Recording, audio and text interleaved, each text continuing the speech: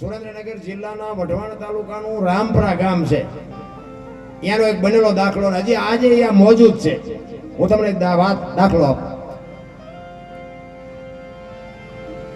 બે ભાઈ અને બે ભાઈની પત્ની અને એના એક બબે બાળકો એક પરિવારમાં રહેતા હતા, રહે છે, હજી આજે રહે છે. અને એવું બાપુ એ બહેનોનો ભાઈઓનો ઘરવાળાનો બધાનો હંપ એવો ને કે ભગવાનને ઈર્ષા થાય એવો બાપુ રાગો. ખેતનું કામ કરે અને ઘરનું ગાડું વ્યવસ્થિત હાલે. એમાં કુદરતને કરવું, નાના ભાઈને બીમારી લાગી. મોટો ભાઈ નાના ભાઈને દવાખાને લઈને જાય છે. આ બનેલી હકીકત કહું છું, આ કોઈ વાર્તા નથી. એ દવાખાને લઈ જાય, દવા લીધે પણ મેળ આવે નહીં. આ દવાખાને એમ કરતા કરતા એક ડોક્ટરે કીધું ભાઈ મોટી હોસ્પિટલમાં લઈ જાઓ, આમાં કઈ દવા કઈ ગણ કરતી નથી. મોટી હોસ્પિટલમાં લઈ ગયા ને રિપોર્ટ ને આ તેને બધું કર્યું ને એટલે ડોક્ટરે કીધું કે ભાઈ આની એક કિડની ફેલ થઈ ગઈ છે, તમારે કાં કિડની લાવી દેવી પડે, કાં તો એકાદા કોકને આપવી પડે, નકર આ જાજુ જીવશે નહીં.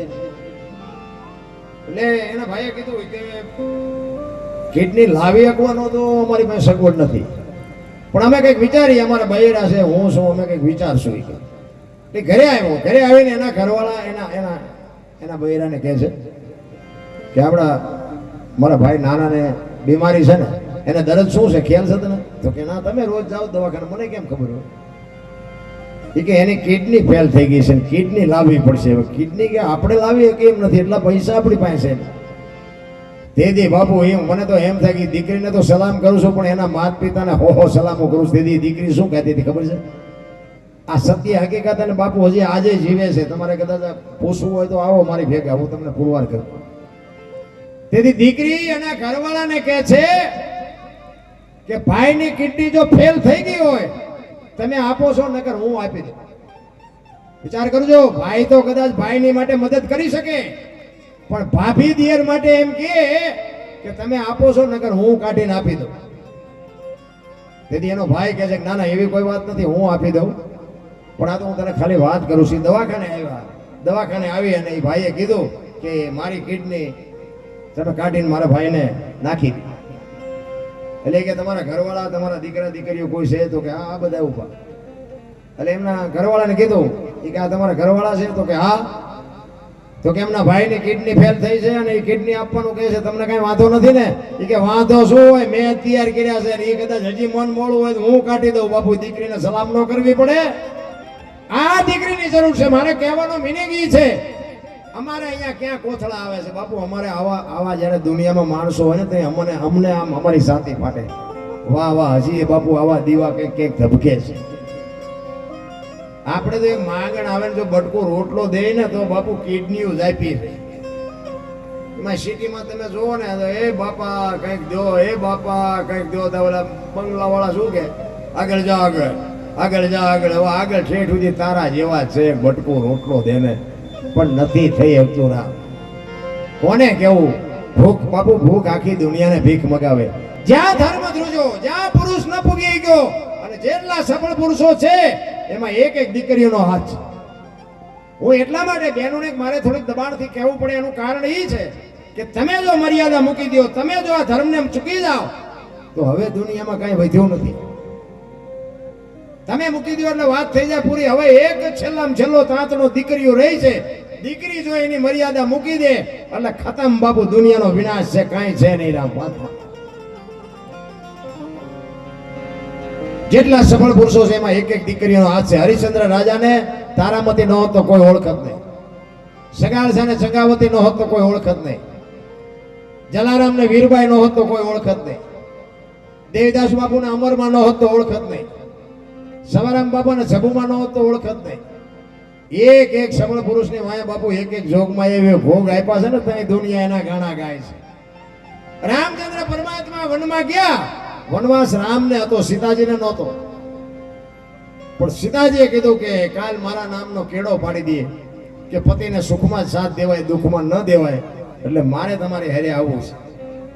એ ગયા, 14 વર્ષ પૂરા કર્યા. જે બન્યું એ લાંબો ઇતિહાસ છે. પાછા આવ્યા પછી રામે સીતાજીનો ત્યાગ કર્યો ને, તેથી રામ ન ગયા. શું કામ ન ગયા એ તો મારો રામ જાણે, પણ રામ ગયા નથી. પાછા વાતો બધાય કરે છે કે સીતાજીનો કઈ વાંક નહોતો ને ગુનો નહોતો ને ફલાણું નહોતું, એકલા હું કામ તગડ્યા, કેમ હારે ન ગયા?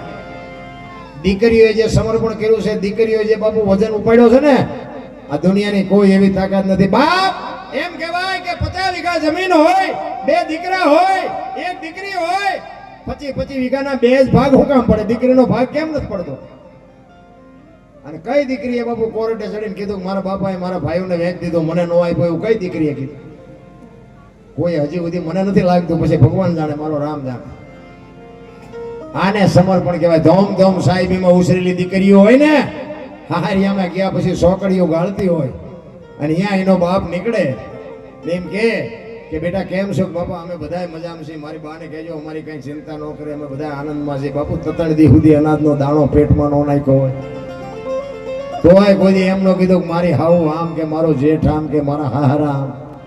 અરે બાપુ એક દવા પી અને જીવન ટૂંકાવી દે, કુવામાં પડી અને જિંદગી ખતમ કરી દે, પણ કોઈ દી બાપુ એના પરિવારનો વાંક ન ગાયો. આ ખાનદાનીને આપણે સલામ કરવી પડે. અત્યારે તો આપણે તમને કોઈ કીધા જેવું જ નથી, કોને કેવું? પણ આપણે ઊભું કરી એની ઈ માથાકૂટ. અમારી એક બનેલો દાખલો તમને કહું. પતિ પત્ની રહેતા હતા ને, ભાઈ ખેતીનું કરતા હતા, બેન ઘરનું કામ કરતા હતા. એટલે ભાઈ ગયો તો ખેતર, બેન રસોઈ બનાવતી હતી. રસોઈ બનાવતી એને પાપડ ઘરમાં પડ્યા હતા, પાપડ શેક્યા. પાપડ શેક્યા ને રસોઈ બનાવી, ઓલો ભાઈ આવ્યો એટલે જમવા બેઠો, એને બધું આપ્યું ને પાપડે આપ્યા. પછી કે જો એમના સાનો ખાઈ લેતો વાંધો નહીં, પણ આ વંટોળી આવ્યો હાથે કરીને ઉભા કરે છે ને, એ બેન એ ભાઈ કે એના વહુ ને કે આ પાપડ ભાંગી દે. ઓલી બેન કે ભગવાને તમને હાથ નથી આપ્યા પાપડ ભાંગવાનું કયો છો? એ કે તું મારી વહુ છું, હું તને કહું એ તાર મારું કરવું પડે. એ કે હું વહુ છું એમાં ક્યાં ના પડું, પણ પાપડ નથી ભાંગી શકતા? એ કે પાપડ ભાંગી દે. હવે તો રાગ હોય ભાંગી દે ને ન હોય ભાંગી દે. એ તો આપણે જોવાનું હોય ને, આપણું બૈરું માને એવું છે કે નથી માને એવું, તો આપણને ન ખબર હોય. ન માને હોય તો વંટોળીઓ ઊભો શું કામ કરવો જોઈએ? બેન કે નથી ભાંગી દેવું, ભાઈ કે ભાંગી દે, બેન કે નથી ભાંગી દેવું. પાપડ નો ભાંગ્યો, ઘર ભાંગી ગયું.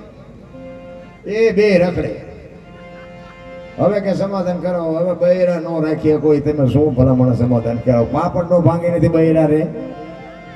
આ ખોટા વંટોળિયા ચડાવવાની વાત છે બાપુ. પતિ પત્ની કા એક મતા તો સરગાપુરમાં સતા અડધું અંગ એને કહેવાય રામ. અત્યારે તમે જો તરી 35 વર્ષની દીકરી હોય તો કે ગોઠણ દુખે છે અને ઢીસણ દુખે છે, આપણે એમ કે આમને કઈ ધંધો જ નથી કર્યો, દુખે છે નું. મને એક બાપુ કહેતા હતી, મને કે આ પાણીપુરી નો પ્રતાપ છે, બીજું કઈ નથી. આટલું આમદામ ને ઠામ હોય ને કે આ ગોઠણું દુખે, કેડું દુખે, ઠાઠા દુખે. મેં કીધું હા બેનો, મેં કીધું પાણીપુરી લારીએ ભીડ હોય છે, એ વાત તમારી કીધું સાચી. તો કે દુખવાનું છે, મટાઈ ને ડોક્ટર દવાઈ ન દે. પાણીપુરી દવા તો હોય જ નહીં, એ બંધ કરી દે કદાચ મેળ પડે, પણ એ બંધ કરવાનું નથી. હારી દુકાનો વાળા નથી કમાતા ને, એવડો ઓલો લારી લઈને બાપુ પાણીપુરી વાળો કમાઈને વ્યો જાય. 2 કલાક ઉભો હોય ને બાપુ પેટે ભરીને વ્યો જાય. આપણે એમ થાય આમ તો જો દુનિયા આથડી થઈ ગઈ. પણ મારો કહેવાનો અર્થ એ છે, સમય મળ્યો છે, આનંદ કરી લો, ખાઓ પીઓ, મોજ કરો, વાપરો, પણ બાપુ અજુગતું પગલું ન ભરાય. એટલે મને આપણા મા બાપ કોણ, આપણું કુળ કયો, આપણી ખાનદાની શું છે, એની જો આપણને ખબર ન હોય તો આપણે કઈ જીવવાનો કોઈ અર્થ નથી. એટલે જ્યાં જ્યાં ભજન છે ને બાપુ, ત્યાં વાતો પડી છે. કોઈ પણ સાખી લઈ લો, કોઈ પણ ભજન લઈ લો, કોઈ પણ વાર્તા લઈ લો, ત્યાં કંઈક વાત પડી હોય. અને આ સંતોએ પોતાનું જીવન હોમીને તમને મને પરફેક્ટ કરીને આપ્યું છે, આપણને મગજમાં નથી બેસતું. ભજન એમને સમજાય એવી વાત જ નથી. અને સમજાઈ જાય ને તો બાપુ દુનિયાનું કામ થઈ જાય. ભજન એમ સમજાવાય નહીં. કારણ કે તમને તમારી ઓળખાણ હોવી જોઈએ, મને મારી ઓળખાણ હોવી જોઈએ. ઓળખાણ હોય તો મીરાએ કીધું ને, આત્માને ઓળખ્યા વિના લખ 84 નહીં મટે, તમારી ભ્રમણા ભાંગ્યા વિના ભવના ફેરા નહીં મટે. કોઈ પણ બાપુ ઊંચું નથી, નીચું નથી. મારો કહેવાનો મિનિંગ, હું તો બધાને ભેગા રાખીને વાત કરું છું. માનવ 18 વર્ણમાં બહુ દોરી, દરબાર, કોળે, ભરવાડ, બ્રાહ્મણ એવી કોઈ વાત હું કરતો નથી. હું માનવની વાત કરું છું. એમાં માનવમાં બધા આવી જાય. જણે આવી જાય, બેનો આવી જાય, ડોહાય આવી જાય, ડોસીઓ આવી જાય, 18 વર્ણ આવી જાય. માનવ માએ 9 મહિના ઉદરમાં રાખ્યો એટલે નામ પડ્યું માનવ. પછી બધા ઠીક છે, ચારે વરણ પડ્યાના વરણની વ્યવસ્થા કરી, બધી જરૂર હશે એટલે કર્યું છે. પણ માનવ છે, માનવનો મહાપુરુષો કહે છે 5 તત્વનો દેહ છે. ધરતી, આકાશ, પવન, પાણી અને પ્રકાશ 5 તત્વનો આ દેહ છે. અને ભજન માણસ એક જ કરી શકે. 84 લાખ યોની છે ને, એમાં બીજા કોઈ ન કરી શકે. દાંતે માણા એક જ કાઢી શકે, બાકી કોઈ ન કાઢી શકે. દાંત બીજા કોઈ જીવ કાઢી જ નથી શકતા. તમારે આંટો મારવો જ મારી જોઈએ. કૂતરા, કાગડા, ભેંસું, ભૂંડા, હાંડિયા, બે ડોબા, એ કોઈ દાંત કાઢતા ભાડ્યા કોઈ નહીં. માણા એક જ દાંત કાઢી શકે, માણસ એક જ ભજન કરી શકે.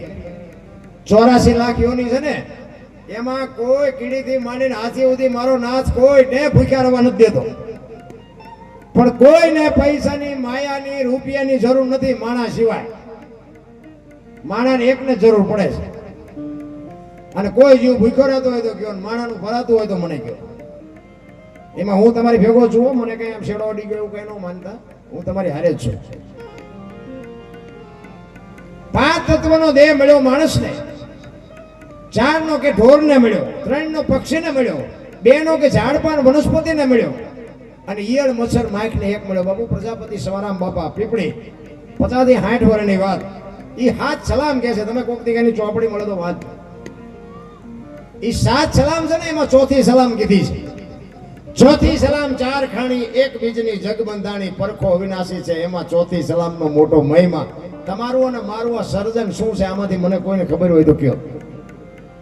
તમારા માતા પિતાએ વાવેલો તમારો છોડવો, મારા માતા પિતાએ વાવેલો મારો છોડવો. આ છોડ છે શું? આ બાપુ હરતું ફરતું ઝાડવું છે. આવે તારે ફૂટનો હોય ને 5-7 ફૂટનો થાય તો બાપુ આના મૂળિયા ક્યાં?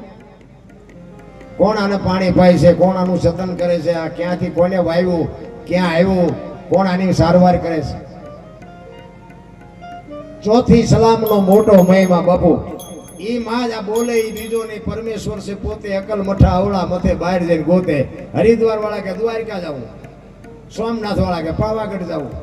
તો સાચું ક્યાં છે? સાચું છે અહીંયા કોઈ દેખાતું નથી.